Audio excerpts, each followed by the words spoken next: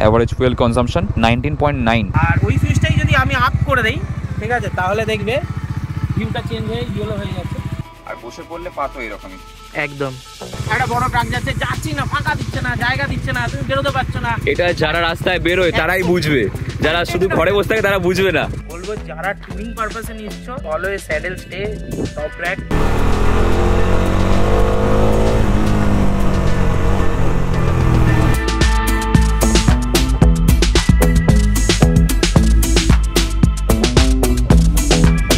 তোমাদের সবাইকে জানাই স্বাগত একটা নতুন ব্লগে।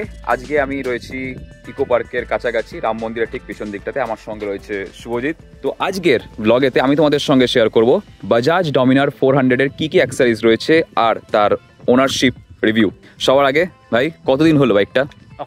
অক্টোবর থেকে এই পাশে 3-4-6 মাস পাক্কা। আচ্ছা, অক্টোবরের শেষের দিকে। ওকে। তো এখনো পর্যন্ত বাইকে কি কি ইনস্টল করেছিস? এখনো পর্যন্ত তো অনেক টাকা খরচা করিয়ে দিয়েছে, কিন্তু সবকটাই হচ্ছে জেনুইন টাকা খরচা করেছি। প্রত্যেকেটা জিনিস কাজে লাগে। কি কি লাগিয়েছি স্টার্টিং করা যাক শুরু থেকে নাকি? না একদম তেল থেকে শুরু থেকে বেটার। ফ্রন্ট ফর্কের একটা স্লাইডার লাগিয়েছি, হচ্ছে এসেটেক পারফরম্যান্সের, রেড কালার ব্ল্যাক কালারের কম্বিনেশন, হালকা রেডের টাচ রয়েছে ভেতরে একদম। সেকেন্ড যদি তোমরা বলতে চাও, মোবাইল হোল্ডারটা গ্র্যান্ড পিস্টনের মোবাইল হোল্ডার লাগিয়েছি, যাতে এটা মোবাইলটা পুরোটা এখানে একটা ডিসপ্লে হিসেবে দেখা যায়, সেই রকম টাইপের। আর নেক্সট তোমরা এখানে দেখতে পাচ্ছ যে হ্যান্ডেল বার রাইজার জানার তরফ থেকে। এটা হচ্ছে একটু সামনের দিকে এগিয়ে আছে। ডমিনারের সিটিং পশ্চারটা হয় একটু সামনের দিকে, একটু হালকা সামনের দিকে ঝোঁকা, ঠিক আছে, অ্যাগ্রেসিভ টাইপের। সো ওটাকে আমার যেহেতু একটু দেখতে পাচ্ছ, তো এই জন্য কি করেছি, এত কমফোর্টেবল বসার দিকে, মানে পোস্টারটা একটু আপরাইট হয়েছে, তাতে করে আপরাইট হয়েছে, প্লাস একটু সামনের দিকে এগিয়েছে, তো আমার কন্ট্রোলিংটা খুব সুন্দর হয়। দি হিউজ এখানে একটা বিশাল বড় crash guard with the double slider দুটো।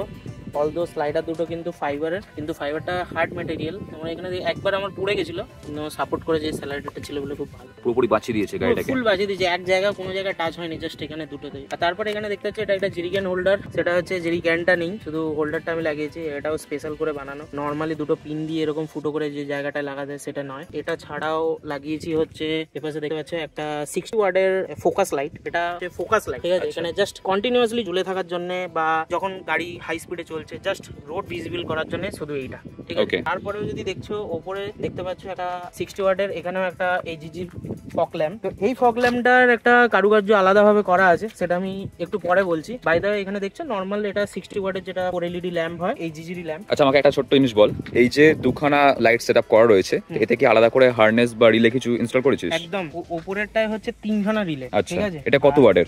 এটা 60-60-120 ওয়াট, আর নিচেরটাও 60-60-120 ওয়াট। কিন্তু ব্যাপারটা হচ্ছে 60-60 এর মতো ফোকাস দেয় না, যেহেতু ওটা ডুয়েল লাইট আছে, ইয়েলো এন্ড হোয়াইট, তো ওটা সেরকম ভাবে পাওয়ার দেয় না কম্পেয়ার টু দিস। মানে এইটার যে পাওয়ার, এটা হচ্ছে সলিড পাওয়ার, আর ওটা ভিজিবলের জন্য শুধু ওটা কন্টিনিউয়াসলি চলে যাচ্ছে না, রোড ভিজিবল করে আমাকে যারা গাড়ি চালানোর জন্য। পরে নেক্সট আইটেম যদি আসিস, ব্রেক অয়েলের ক্যাপ হোল্ডার। এটা একটু কুল ডিজাইন আর দেখতে, তার উপরে একটা ডমিনারের ব্যাজিং করা রয়েছে। এখানে ডমিনারের ব্যাজিংটার জন্যই আমি মেইনলি কিনেছি। তারপর দেখছো লেডিস ফুট রেস্ট, এটা বিএস কাস্টমার, রাস্ট লাগে না আর কি। আচ্ছা, ঠিক আছে, একদম স্টেনলেস স্টিলের বানায়। এটা কত পড়েছিল তোর?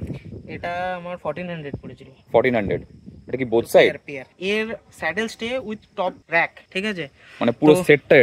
এটা পুরো সেট। তো আমি অনেক খুঁজেছিলাম, জানা ফানা সবকিছু দেখছিলাম, জানার যেরকম একটু সরু টাইপের আসছে এরকম বেঁকে, ঠিক আছে। আর এইখানে দেখতে পাচ্ছ এদের লোগোটা হচ্ছে এইচটি এক্সস্ট কোম্পানির, একদম নিউ লঞ্চ। তো এরা এই কাজগুলো করছে, এরা পুরোটাই প্রত্যেকটা ম্যাট ফিনিশ বানায়। তো আমি সব জায়গায় খুঁজেছিলাম, বেস্ট আমার এটাই লেগেছিল। কারণটা হচ্ছে এর যে টপ র্যাকটা, সেটা এখান থেকে একটা সাপোর্ট, প্লাস ওয়েট দেওয়ার পরে এখান থেকে একটা সাপোর্ট দিয়ে নিচে লেগেছে। তো ওই জন্যই আমি টপ বক্সও রয়েছে, টপ বক্সের প্লেটও লাগানো রয়েছে, এখানে দেখতে পাচ্ছ। আলাদা করে লাগিয়েছিলাম। এটা টপ বক্স, তোমরা যদি অ্যালুমিনিয়াম টপ বক্স কেনো তাহলে এরকম একটা প্লেট দেবে, আর টপ বক্সের সঙ্গেই আসে। কারেক্ট। আর যদি ফাইবারের টপ বক্স কেনো তাহলে ফাইবারের র্যাক। আচ্ছা, আর না হলে টপ র্যাক যেটা, সেটা এই যে প্লেটটা দেখতে পাচ্ছ, ওই প্লেটটা কিন্তু টপ র্যাকের, আর এটা হচ্ছে টপ বক্সের প্লেট। একদম। টপ র্যাক আর স্যাডেল স্টে নিয়ে যেহেতু কথা হচ্ছে, তো আমি এখানে একটা ছোট জিনিস তোকে জিজ্ঞাসা করতে চাই। ডমিনারের যে BS6 মডেলটা, তো BS6 এখানে তোমরা দেখতেই পাচ্ছ যে নাকেল গার্ড কোম্পানির থেকে দিয়েছে, উইন্ডশিল্ডটাও দিয়েছে, এই সমস্ত কিছু কোম্পানির থেকেই এসেছে। তো এর সঙ্গে তো স্যাডেল স্টে বা টপ র্যাকটাও দেয়, সেটা কোথায় গেল? এর মধ্যে থাকে জিনিসটা আমি তোমাকে একটা ট্রুথ বলি, সেটা হচ্ছে ডমিনারের যখন পেছনের যে টপ র্যাকটা যেটা থাকে না, র্যাক টাইপের, তো ওটা খুব সুন্দর দেখতে, কিন্তু জিনিসটা হচ্ছে মেড অফ ম্যাটেরিয়ালটা হচ্ছে কাস্টিং মেটাল, কিছু লোহার পার্টস গুঁড়ো আর ওই সিমেন্ট টাইপের যেগুলো হয় সেগুলো দিয়ে তৈরি হয়, কাস্টিং মেটাল বলে ওটাকে। তো ওটা শক্তিশালী, কিন্তু হচ্ছে যখন সফট লাগেজ নেবে তাদের জন্য, সেটার জন্য ঠিক আছে উইদিন 5 কেজি বা 7 কেজি এরকম কিছু। যখনই তুমি ট্যুরে যাচ্ছ সেটা তোমার বলা যায় না যে কত কেজি হবে। তো সেই কেসে আমি এটা ছিল, আর তার উপরে আমি টপ বক্সে বসিয়েছিলাম। কি হয়েছিল, রাস্তায় গাড়ি যেতে যেতে টপ বক্স এরকম নাচতে থাকে, নাচতে নাচতে ভেঙে গেছে। ভেঙে যাওয়ার জন্য এখানে পুরো দাগ পাক লেগে পুরো একদম গাড়ির এই জায়গাগুলো দাগ, এখানে দাগ পুরো লেগে পুরো ভেঙে একদম একাকার। তাই জন্য বলবো যারা ট্যুরিং পারপাসে নিচ্ছ, always saddle stay, top rack আলাদা করে লোহার বা যার যেরকম সামর্থ্য সেরকম একটা ভালো ইনভেস্টমেন্ট এটা একদম, যদি ট্যুরিং পারপাস। আদারওয়াইজ এমনি তুমি রোডে যাচ্ছ, একা চালাও, 1-2 দিনের জন্য ঘুরতে যাও, দ্যাট টাইম ডমিনারের যেটা থাকে। তো এখানে ককপিটের ওপরে দেখতে পাচ্ছ অনেক রকম সুইচ ফুইচ লাগানো আছে, এটা হচ্ছে প্রথম কথা। দ্বিতীয় কথা হচ্ছে এইখানে একটা সুইচ দেখতে পাচ্ছ, যে সুইচটা কিন্তু সাউন্ডের মানে সাউন্ড বলছে হর্নের নিচে লাগানো আছে, আর এটা খুব শক্ত পুরো ক্লাস্টারের সাথে কিন্তু ফিট করা।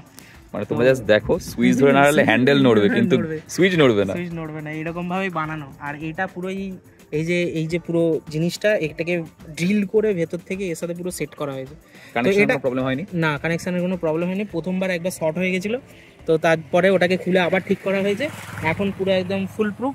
আর এটা কি কারণের দেওয়া এটা তোমাকে এক্ষুনি বলছি, সেটা হচ্ছে এটাই হচ্ছে মেন আইক্যাচি জিনিস। বাদ বাকি এসব সুইচ নর্মাল আপ ডাউন করে যেরকম নর্মাল হয়। তো স্টার্ট করা যাক, দেখা। চলো প্রথমে ইগনিশন অন করি, তাহলে তো ব্যাটারি খাবে।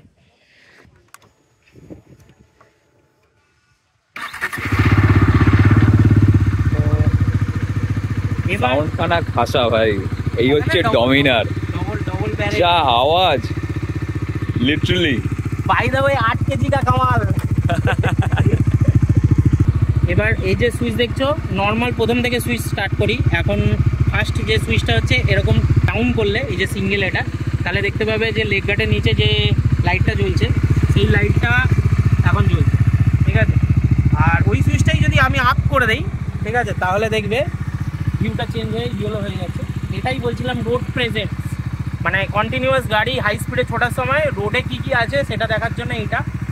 এবার কাম টু দিস, মানে বড় দুটোর কারণ হচ্ছে, এবার নর্মাল দেখছো আমি এখানে সুইচ দিয়ে দিয়েছি তাও লাইট জ্বলছে না, সেটা হচ্ছে এখানে ডিপারের সাথে যখনই আমি ডিপারের সুইচ আপার ডিপার করবো, দ্যাট টাইম এটা জ্বলে গেল, ঠিক আছে। এবার আসছে এই ফাংশন, যেটা হচ্ছে তোমাদের এই সুইচের কামাল। এই সুইচটা আমি যখনই ধরো সামনে দিয়ে একটা ট্রাক যাচ্ছে, ঠিক আছে, একটা বড় ট্রাক যাচ্ছি না, ফাঁকা দিচ্ছে না, জায়গা দিচ্ছে না, তুমি বেরোতে পারছো না। এটা যারা রাস্তায় বেরোয় তারাই বুঝবে, যারা শুধু ঘরে বসে থাকে তারা বুঝবে না। ফার্স্ট্রেটেড হয়ে যাচ্ছে, দ্যাট টাইম তুমি জাস্ট এইটা দুবার এরকম মারবে না, সব চমকে গিয়ে সেট। দুবার এরকম যখনই করবে না, পুরো একদম আপার ডিপার করছে পুরোটাই। এটা কত চালাস ভাই রাত্রিবেলা? আমার পুরো এভারেজ ভাই 90-100 অনলি 90-100 নয়, 90-100 আপ ডাউন বাস এইটুকুই। এটা হচ্ছে আমার ক্রুজিং স্পিড, এর নিচে কোনোদিনও নামে না। এমনি আমার এখান থেকে আমি এইটুকু এলাম, সেটাতেও 90, ঠিক আছে। তো এটা হচ্ছে আমার সুইট স্পট। আর এর নিচে গাড়ি চালালে কম তেল দেয়, তাই জন্য আমি চালাই ওটাই। এটা গাড়ি টু গাড়ি ভ্যারি করে, হ্যাঁ কারেক্ট, গাড়ি টু গাড়ি ভ্যারি করে। আর নর্মাল ওটা সুইচ যখন দেওয়া থাকে, অনেক সময় পুলিশের সামনে ভুল করে যদি ওটা মেরে না দিই, তার জন্য নর্মাল পাসটা আছে, নর্মাল পাস মারি, ঠিক আছে। আর যখন আমি এটা মারি তখন ওটার সাথে অরিজিনাল পাস যেটা ডিপারটা সেটাও জ্বলছে, প্লাস এই লাইটটাও জ্বলছে। তুমি যদি সামনে দেখো, এটা ওপরে ডিপারও জ্বলছে, আবার নিচে এই লাইটটাও জ্বলছে। আর নর্মাল যখন পাস মারবো তখন শুধু এই লাইটটা জ্বলবে, অলদো আমার কিন্তু সুইচ দেওয়া আছে। এটা হচ্ছে গাড়ি কিনেছে, ছাপড়ি লাইট থাকবে না, এই দেখো ছাপড়ি লাইট, এটা হচ্ছে ছাপড়ির লাইট। সুবিধা পারপাসে, এমার্জেন্সি পারপাসে আমি এটাকে রেখেছি, আদারওয়াইজ এটা আমি নর্মালি জ্বালাই না। হ্যাঁ, শুধু এই লাইটটার জন্যেই, মানে এখানে যখন টেল লাইটটাও এর সাথে ব্লিঙ্ক করে বলেই আমার এই ছাপড়ি জিনিসটা, মানে কি বলে এটাকে, হ্যাজার্ড ফ্ল্যাশারটা লাগানো, আদারওয়াইজ কোনো কারণ না। আর মোটামুটি যা দেখালাম তোমাদেরকে, এইটুকুই এক্সট্রা কারিকুলাম অ্যাক্টিভিটি হয়েছে এই গাড়িটার উপরে। আর বাদ বাকি একটা জিনিস বলতে ভুলে গেছিলাম, সেটা হচ্ছে রেডিয়েটার গ্রিল বা রেডিয়েটার জালি। তো এটা লাগানোর আমার পার্সপেক্টিভ হচ্ছে, যে কোনো পোকা ফোকা যাতে না এসে রেডিয়েটর অনেক সময় পাথর ছিটকে লাগে, ছিটকে কারেক্ট ওই জিনিসটা। আর একটা জিনিস তোমাদেরকে বলি, ভাই কি করেছে, ওর যে রাবারে যে জালিটা রয়েছে তার ভেতরে ও এক সেকেন্ড দেখো এটাকে কি বলা হয়, অকারণে 4টে ইন্ডিকেটার জ্বললে। তো ও কি করেছে, এই যে নর্মালি যেটা দেয় কোম্পানির থেকে রাবার বা ফাইবারের যে রেডিয়েটর গার্ডটা, ওর ভেতরে ও যেটা কিনেছে সেটা বসিয়েছে মেটালেরটা। এটা কোন ব্র্যান্ডের? এটা এমনি লোকাল, মানে লোকাল শপ থেকে। কত পড়েছিল তোর? এটা করিবান 700-600 এরকম কিছু পড়েছে, 600-700 টাকায়। 600-700। আমি তো আমার বাইকে যে কটা দেখছি, মানে আমার অ্যাডভেঞ্চার 250 এর জন্য বা 250-390 তে একই রেডিয়েটর, তার গার্ডটাও একই বসে। তো জানার দেখলাম যে 3,500 টাকা, আর অন্যান্য ব্র্যান্ডগুলো শুরু হচ্ছে 1800-1900 এরম থেকে। না এত টাকা দরকার পড়বে না, এক্সেসিভ এক্সেসিভ এটার জন্য। আর যদি হয় 1000 এর ভেতরে কারেন্টে, ওটা এডিবি ভাই, তো একটু কষ্ট বেশি হবে। ভাই তোর হাইট কত? আমার 5.5। 5'5", একবার বস। দেখো 5.5 হাইট নিয়ে যদি কেউ বাইকের উপর বসে তাহলে তার পা এতটা অবধি যাবে, একদম পুরোপুরি গ্রাউন্ডেড পা, টিপ টু হিল। একটু টিপ তো হচ্ছে, বোঝা যায় না। সেটা তোর নর্মাল যে রাফিউজের জুতো ক্রক্স পরে আছিস তার জন্য। এবার কেউ যদি রাইডিং বুট পরে নেয় বা নর্মাল এরকম স্পোর্টস শু পরে, তাহলে তো পুরোই পা চলে যাবে। তো অনেকেই তোমরা আমাকে জিজ্ঞাসা করো, দাদা আমার 5.5 হাইট, আমি কোন বাইকটা নিলে বেটার হয়।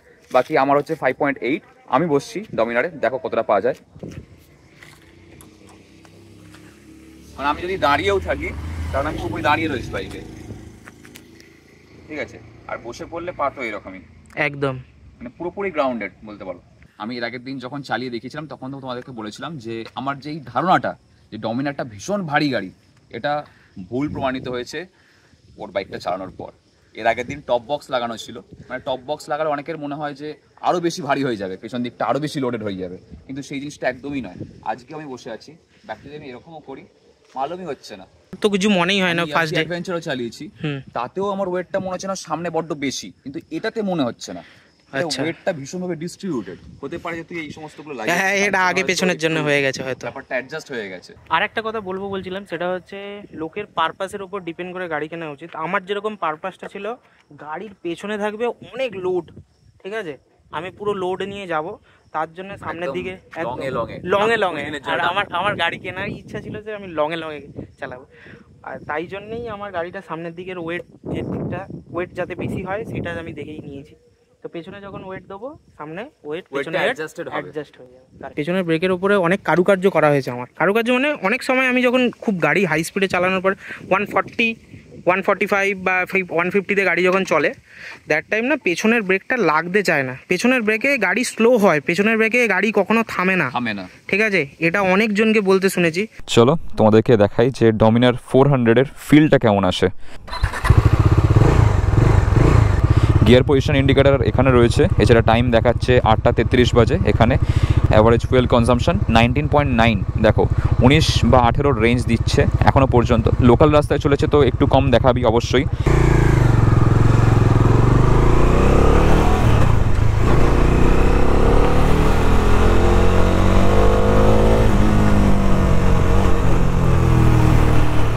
এতক্ষণ যখন আমরা ভিডিও বানাচ্ছিলাম, এই ছেলে ছোকরাগুলো কি করছিল, এখান দিয়ে বাইক নিয়ে ভাঁ করে চালাচ্ছে, আমাদের ভিডিওর একদম দফা করে ছেড়ে দিচ্ছিল।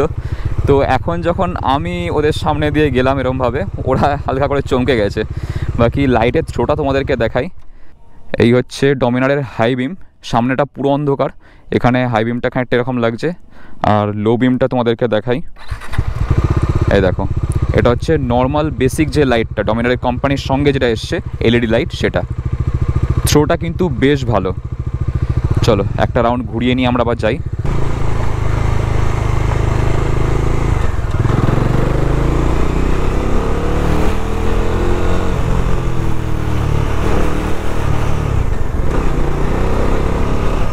কুকুরটা তাড়া করেছিল আমাকে। বাকি চলো এখানে ব্রেকিং করে দেখা যাক। ইয়েস,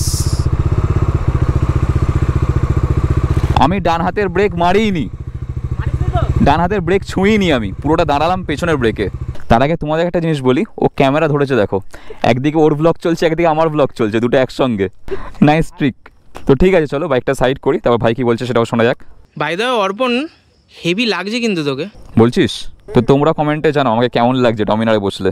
এরপর লোকে কমেন্ট করবে হাতির ওপরে মশা বসেছে। চলো সামনে দিয়ে একটা রাউন্ড ঘুরিয়ে আসি। যে কোনো বাইকের ওয়েটটা তখন বোঝা যায় যখন তুমি বাইকটাকে ধরো পার্কিং থেকে ঘোরাচ্ছ বা কোনো ক্রাউডেড জায়গায় ম্যানুভার করছো, সেই সমস্ত জায়গায় বা কর্নারিংয়ের সময়, এই সমস্ত জায়গাতেই সাধারণত বাইকের ওয়েটটা ফিল হয়। বাকি যখন বাইক একবার চলতে শুরু করে দেয় তখন কিন্তু আর মালুমই হয় না। এই দেখো আমি সামনের ব্রেক ছেড়ে দিলাম, পেছনের ব্রেক জাস্ট দাঁড় করাচ্ছি, ঠিক আছে? ক্লিক হয়, ক্লিক, তুই গাঁতিয়ে ব্রেক মারলে ও একটা এবিএস কি ক্লিক, হ্যাঁ হ্যাঁ হ্যাঁ, তুই এবিএসটা খাড়খাড় খাড়খাড় করে আওয়াজ হয়, সেটা বুঝতে পারছিস।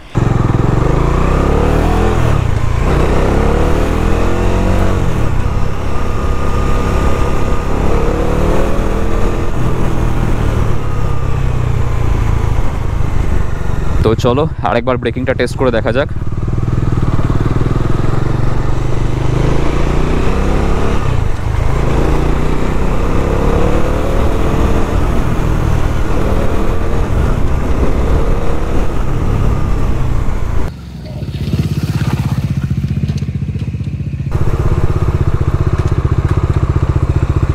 এতক্ষণ আমি ফ্রন্ট ব্রেকটা মারলাম, সামনের ব্রেকটা জাস্ট ওই 5-এ এসে তারপর গিয়ে মারলাম, তার আগে পুরোটা মানে পেছনের ব্রেকেই থেমেছে।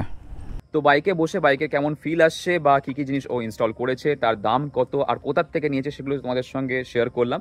এরপর আরেকটা জিনিস তোমাদেরকে বলার রয়েছে, সেটা হচ্ছে বটুক মহাশয়ের কপালে দেখো এখানে চ্যানেলের নাম দেওয়া রয়েছে মোটর সাইকেল ট্রাভেলার, ভাইয়ের চ্যানেল। তো তোমরা অবশ্যই সাবস্ক্রাইব করো। ভাই তুই বাংলাতেই ভিডিও বানাস? একদম বাংলাতেই, পিওর বাঙালি না, পিওর বাঙালি। ইউটিউব চ্যানেল, ইনস্টাগ্রাম দুটোই একই নাম, ঠিক আছে? ইনস্টাগ্রামে ছোট ছোট ব্লগ আছে, ইউটিউবে বড় বড় বড় ভিডিও আছে। আর এই ব্লগটা ভাইয়ের সাথে আমারও থাকবে, গিয়ে দেখবে কিন্তু একবার ট্রাই করার চেষ্টা করো। অবশ্যই অবশ্যই। তো এখানে এসে আমরা দাঁড়িয়েছিলাম থাম্বনেল নেওয়ার জন্য, থাম্বনেল নিতেই আমাদের অনেকটা সময় লেগে গেল। তো চলো এবার আমরা এখান থেকে বাড়ি যাবো। চ ভাই।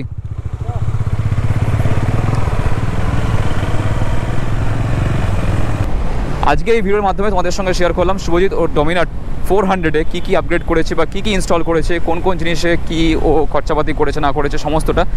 এছাড়া ওর বাইকের একটা ওভারঅল রিভিউ তোমাদের সঙ্গে শেয়ার করলাম। তো চলো আজকে ভিডিওটা আমি এখানেই শেষ করে দিচ্ছি। ভিডিওটা ভালো লেগে থাকলে মনে করে লাইক করে দিও, চ্যানেলটাকে সাবস্ক্রাইব করে দিও, আর পাশে বেল আইকনটা অবশ্যই বাজিয়ে দাও যাতে নেক্সট ব্লগ আসে নোটিফিকেশন পেয়ে যাও। দেখা হচ্ছে খুব শীঘ্রই তোমাদের সঙ্গে পরের ভিডিওতে। Till then stay safe, take care, চলো বাই। রাত্রির হয়ে গেছে, খিদে পাচ্ছে, এখান থেকে বাড়ি যাই, গিয়ে খাই দাই ঘুমাই। চলো টাটা বাই। তো ভাই আজকে ছোট্ট হালকা করে স্ন্যাক্স। এর আগে আমি একটা কথা বলে নিই, আমাদের 1 প্লেট মোমো সার্ভ করা হয়ে গেছে অলরেডি। হ্যাঁ, টোটাল 1 প্লেট মোমো পড়ছে, ঝরে ঝরে পড়ছে, ঝরে ঝরে। এই ঝরে ঝরে ফেলে ফেলে কত কেউ ফেমাস হয়ে গেল ভাই। হ্যাঁ, আমরা আজকে দেশি স্টাইলে খাবো, কারণ ব্লগও জরুরি।